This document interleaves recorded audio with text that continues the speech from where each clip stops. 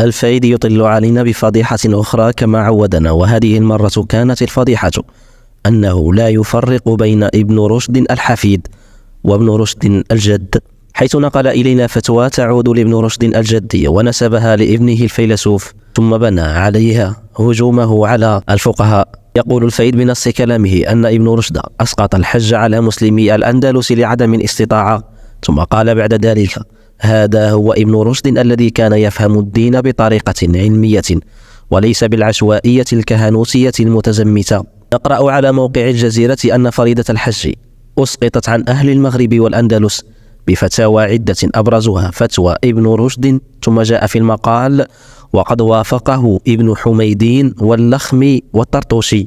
ونقرأ هنا: فقام الفقيه ابن رشد الجد بإصدار فتوى مفادها فرض الحج ساقط على أهل الأندلس. فالذين أصدروا الفتوى هنا كلهم فقهاء من الكهنوت. جاء في سير أعلام النبلاء عن ابن رشد الجد، وهو الإمام العلامة شيخ المالكية قاضي الجماعة بقرطبة، كان فقيها عالما حافظا للفقه عارفا بالفتوى.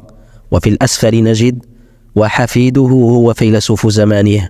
أما الثاني ابن حميدين فجاء في شجرة النور، هو قاضي بقرطبة، كان من أعلام العلماء الأئمة. أما الثالث اللخمي فقال فيه القاضي عياض، وكان أبو الحسن فقيها فاضلا دينا مفتيا ذا حظ من الأدب والحديث. أما الطرطوشي قيل عنه أنه علامة وشيخ مالكي وفقيه وعالما. هل رأيت الآن أيها البائد كيف يفهم الكهنوت الدين بطريقة علمية وغير متزمتة كما قلت أنت على لسانك؟ فأنت الآن أشهدت بنفسك على أن من أصدروا تلك الفتوى هم يفهمون الدين وغير متزمتين وليسوا بكهنوت. إن هذا الرجل يفعل في نفسه ما لا يفعله العدو في خصمه، أعجوبة زمانه وعالم في الضحك على الضقون والكذب المفرط.